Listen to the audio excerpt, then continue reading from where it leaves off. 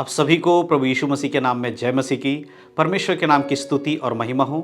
आज फिर से मैं परमेश्वर के वचनों के साथ आप सभी के समीप में हूं और मैं विश्वास करता हूं कि परमेश्वर ने आप सभी को सुरक्षित रखा है, संभाला है।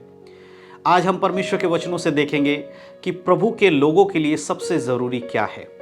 आज बहुत सारे लोग सेवक बनना चाहते हैं। जी हाँ दोस्तों, आज के समय में चर्च में जाने वाले 90% से ज़्यादा लोग वो ये चाहते हैं कि वो बड़े होकर प्रभु का सेवक बने। और ये अच्छी बात है, हर किसी को प्रभु के लिए काम करना चाहिए। बाइबल भी हमें बताती है कि खेत पके हुए हैं, मजदूर थोड़े हैं, खेत के स्वामी से विनती करो कि वो मजदूरों को भेजे। तो एक व्यक्ति को प्रभु के लिए काम करना या सुसमाचार बांटने के लिए अंदर से एक इच्छा आना बहुत ज़रूरी है। और अगर आपके मन में भी ये आता है कि मुझे भी बड़े होकर प्रभु की सेवा करना है या प्रभु में मजबूत बनकर प्रभु की सेवा करना है, प्रभु के वचनों को सीखकर प्रभु की सेवा करनी है, लोगों को बताना है यीशु मसीह के बारे में, तो बहुत अच्छी बात है। क्योंकि हमारे लिए सबसे ज़रूरी बात यही है कि जो उद्धार हमने पाया, जो यीशु मसीह को हमने जाना और यीशु के बारे में जो कुछ हमें पता वो दूसरों को बताएं। यीशु मसीह ने कहा कि जब पिता की ओर से मैं तुम्हें पवित्र आत्मा दूंगा, तब वो पवित्र आत्मा तुम्हें क्या करेगा, मेरे लिए गवाह ठहराएगा। यानी तुम मेरे गवाह बनोगे। पवित्र आत्मा की अगुवाई से गवाही देना बहुत ज़रूरी है। अब गवाही क्या है? आपके जीवन में क्या चंगाई मिला, आपको कौन सी आशीषें मिली, मैं उसकी बात नहीं कर रहा हूं। वो तो आपके इस संसार की गवाही, परंतु मैं उस गवाही की बात कर रहा हूं जो यीशु मसीह के वचन में लिखा है कि आत्मा जब तुम्हारे अंदर आएगा, आत्मा जब तुम पे आएगा, वो तुम मेरे लिए क्या ठहरोगे, गवाह ठहरोगे। यीशु मसीह के गवाह ठहरोगे। यीशु कौन है, यीशु क्यों इस संसार में आया, यीशु के आने की वजह से मनुष्य जाति का उद्धार कैसे हुआ, ये बातें आप दुनिया के सामने बताओगे, वो आप यीशु के गवाह ठहरोगे कि कैसे यीशु ने आपके जीवन को परिवर्तन किया। तो इसीलिए हर व्यक्ति को समझना चाहिए कि हमारे लिए इंपॉर्टेंट क्या है, यीशु के वचन को दूसरों तक पहुंचाना। लेकिन मैं ये बातें आज क्यों आपसे कह रहा हूं? आज ये एक होड़ चल रहा है। आज हर जगह हर कोई सेवक बनना चाहता है। आप सेवक बनिए, प्रभु की सेवा करिए। लेकिन किस तरह से आज लोग अपने आप को जांचे बिना बस सेवक बनना चाहता है। आज जहां देखो हर कोई पास्टर बनना चाहता है, पास्टर बन के सेवकाई करना चाहता है। हर कोई प्रॉफिट बनना चाहता है, प्रॉफिट बन के सेवकाई करना चाहता है। हर कोई प्रेरित बनना चाहता है, अपोस्टल बनना चाहता है, अपोस्टल बन के सेवकाई करना चाहता है। बहुत सारे जो सेवकाई हैं उन सब में हर कोई कोई ना कोई पदवी लेकर सेवकाई करना चाहता है। हर किसी को अच्छा लगता है कि उसका एक चर्च हो, बहुत सारे विश्वासी हो और उन विश्वासी के ऊपर वो अपना हुक्म चलाए। ऐसी सोच लेकर अगर आप सेवा करना चाहते हैं तो रुक जाइए, थोड़ा सोचिए कि बाइबल किस सेवा के बारे में बात करती है। आपकी आत्मिक सेवा क्या है, प्रभु क्या आपसे चाहते हैं, वो जानना बहुत जरूरी है। अगर आपको पास्टर बनना है, प्रभु चाहते हैं कि वो आपको पास्टर बनाए, प्रभु चाहते हैं कि वो आपको भविष्यवक्ता बनाए, तो आप मेहनत मत करिए कि मैं बन जाऊं, खुद ही जाकर बोल दीजिए मैं पास्टर हूं, मैं भविष्यवक्ता हूं। उसकी मेहनत की बात कर रहा हूं मैं, परंतु प्रभु को समय दीजिए। परमेश्वर खुद आपको उसके लायक बनाएगा और उसको आपको इस्तेमाल कराएगा कि भाई ये मेरा सेवक है, अब ये सेवा करेगा। 3.5 साल उसके चेले लोग उसके संग सेवा करने के बाद में प्रभु उनको प्रेरित कह के नियुक्त करता है। तो प्रभु को एक समय आने दीजिए, उस समय में परमेश्वर आपको नियुक्त करेंगे। पहले से ही खुद ही प्रॉफिट बन के घूम रहे हैं, पहले से ही खुद ही पास्टर बन के घूम रहे हैं। परमेश्वर ने उनको नियुक्त नहीं किया, लेकिन खुद ही अपने नाम के आगे पीछे पास्टर प्रॉफिट लगा के घूम रहे। क्या ये प्रभु की ओर से? नहीं। पहले आप अपनी आत्मिक सेवा समझिए। एक वचन मैं आपके लिए पढ़ना चाहता हूं, ध्यान से सुनिएगा। हम पढ़ेंगे रोमियो की पत्री, उसका 12 अध्याय। बहुत इंपॉर्टेंट बात यहां पर देखिए क्या लिखा है। लिखा है पहले आयत में, इसीलिए हे भाइयों मैं तुमसे परमेश्वर की दया स्मरण दिलाकर विनती करता हूं कि अपने शरीरों को जीवित और पवित्र और परमेश्वर को भावता हुआ बलिदान करके चढ़ाओ, यही तुम्हारी आत्मिक सेवा है। हालेलुया।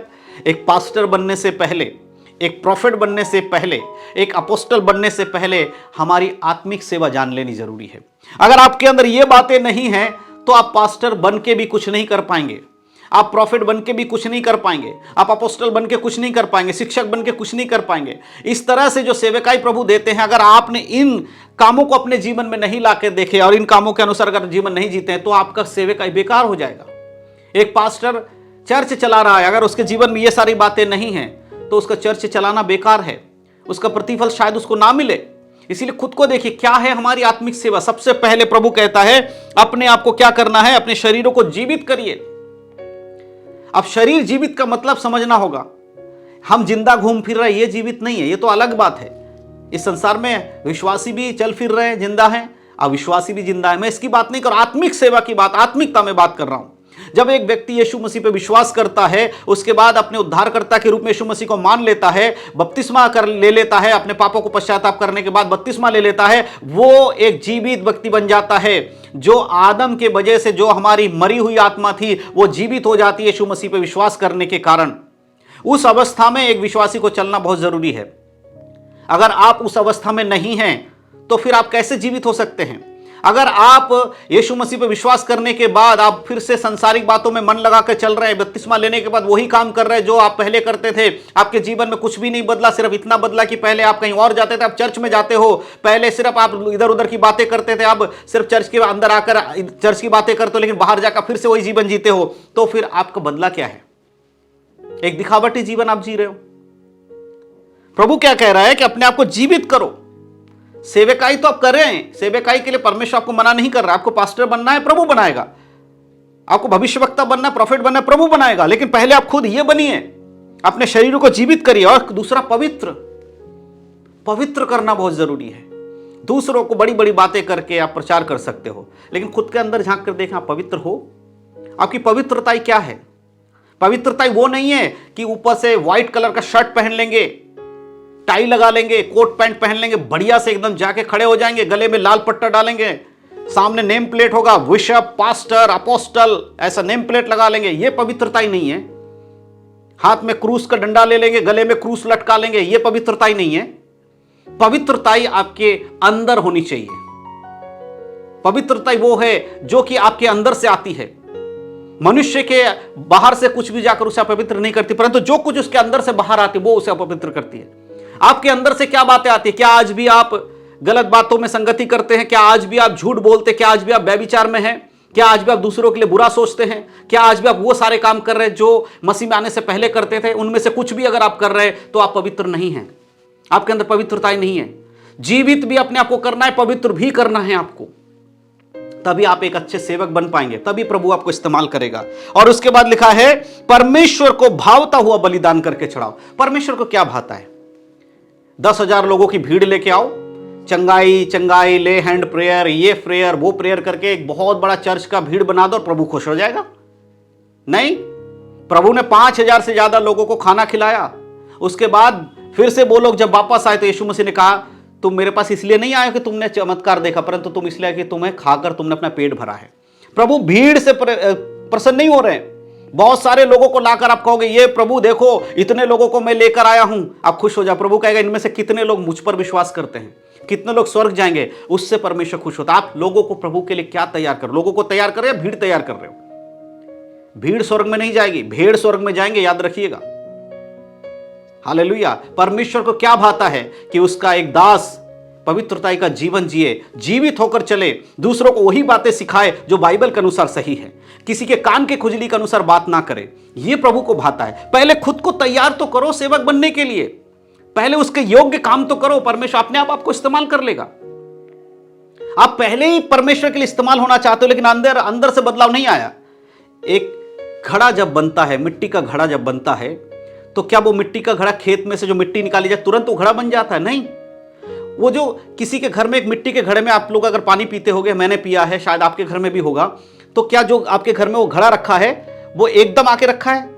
नहीं। उस घड़े को जो इस्तेमाल हो रहा है, वो घड़ा किसी के प्यास बुझाने के लिए, ठंडा पानी करने के उस घड़े को इस्तेमाल किया जा रहा है। उस घड़े को बनने में, उस पानी का पात्र बनने के लिए उसको कितनी सारी चीजों को करना पड़ा। वो खेतों में से खोदा गया, उसमें से छाना गया मिट्टी, उसके बाद उसे पैरों तले खूब कुचला गया, उसको तोड़ा गया, मरोड़ा गया, उसके बाद पानी डाल के गूंदा गया, फिर उसके चाकी पर रख के घुमाया गया, वहां टेढ़ा मेढ़ा हुआ, कुम्हार ने उसको पीट पीट के रखा, यहां तक खत्म नहीं हुआ। उसके बाद उसको जलते कोयले के बीच में रख के तपाया गया। उसके बाद भी जब उसका शेप बराबर बना रहा तो ही वो इस्तेमाल हो पाया। कितने सारे घड़े ऐसे होते हैं जो कि एक साथ पकने के लिए रखे जाते, उसमें से बहुत सारे घड़े का शेप बिगड़ जाता है, अच्छे से पक नहीं पाता, उसको कुम्हार लेकर फेंक देता, फिर कभी उसका इस्तेमाल नहीं होता है। उसी प्रकार से प्रभु के सेवक को चाहिए पहले वो तैयार हो, प्रभु के वचन में बढ़े, परमेश्वर की इच्छा को जाने कि आत्मिक सेवा क्या है, प्रभु को क्या भाता है। जब आप उन चीजों में बढ़ोगे, परमेश्वर ऑटोमेटिक आपको उस घड़े के समान इस्तेमाल करेंगे।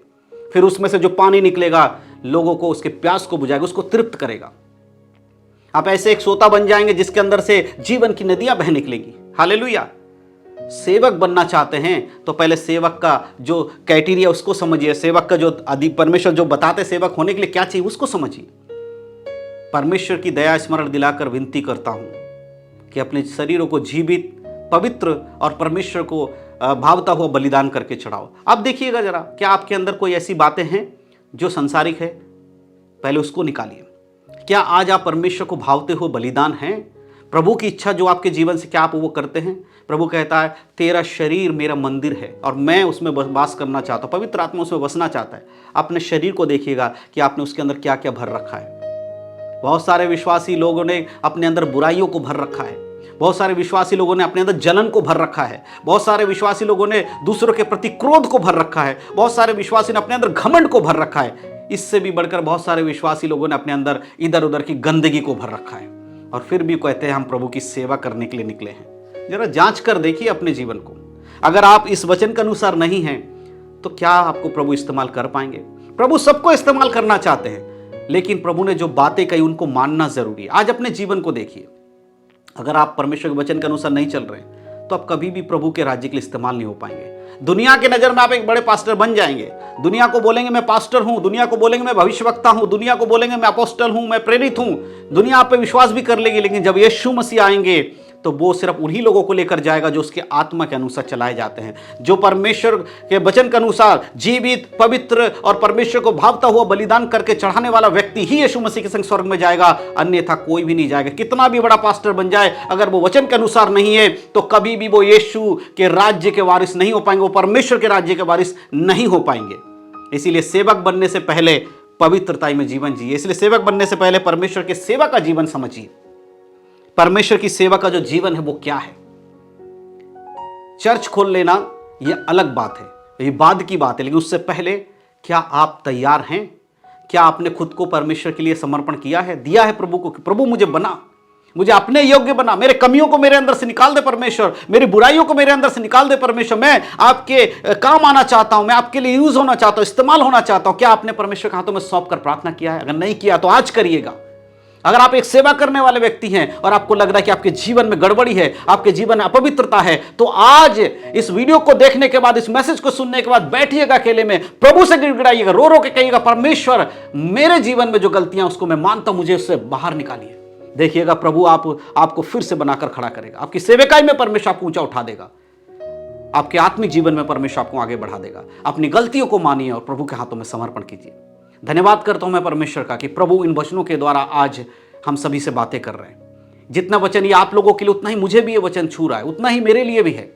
मुझे भी अपने आप को जांचना है, हर जगह मुझे अपने आप को परखना है, कहीं मैं दूसरों को प्रचार करते हुए कहीं मैं तो नाश नहीं हो जाऊंगा। पौलुस कहता है कुरिन्थियों की पत्री में कि ऐसा ना हो कि मैं लोगों को प्रचार करके अपने आप खुद ही नाश की ओर चला जाऊं, एक अच्छी दौड़ दौड़ने के विषय में।